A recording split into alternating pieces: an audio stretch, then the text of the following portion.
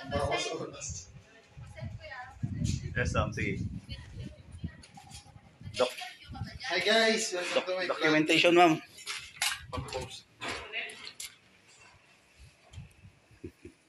Ayun, may isang pan doon, pasaway. Ay, expert ako dyan. Oh. Tapos tingin mo si ma'am. Very easy. Hawakan mo yung Gucci ba yan? Hindi. Ayun, sakto. Ma'am, alam mo bang matibay yan? Ah? Matibay ang halo namin ngayon kasi inihian at saka tinaihan ng pusa yan. Oh. Oo, kaya tignan mo, mabango siya, di ba? Naku. Uy, huwag niyo ipapakita kasi. 90%. Ayaw kasi. Ayaw mo yung kumapit. Paano pag ano? Lugi yung contractor sa'yo. Paano tayo magkukontrata ng DPWH project ng pag ganyan? Kumapit kasi. Oh, kumapit ng iba. Semento na nga lang yung ilalagay natin, natatapon pa. Kuya. Hindi na natin lalagyan ng bakal. Kuya, hindi kasi namin napag-aralan ito. I-tutor nyo nga kasi ako.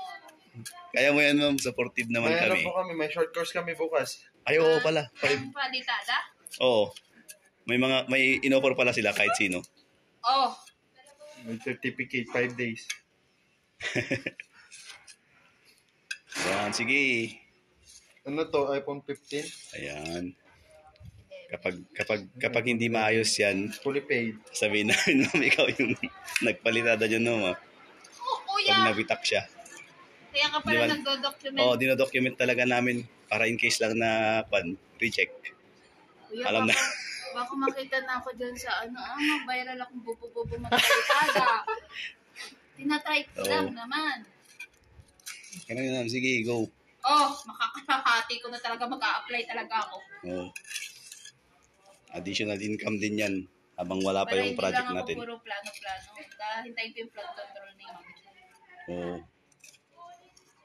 Yan, sige.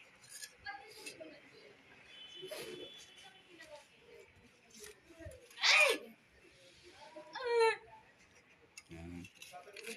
Ala, natatanggal. Wala, ayan. Ganyan po magsayang ng materials. Ay, kuya, wala masasayang yan. Dinadakot ko yan. Ayun, no?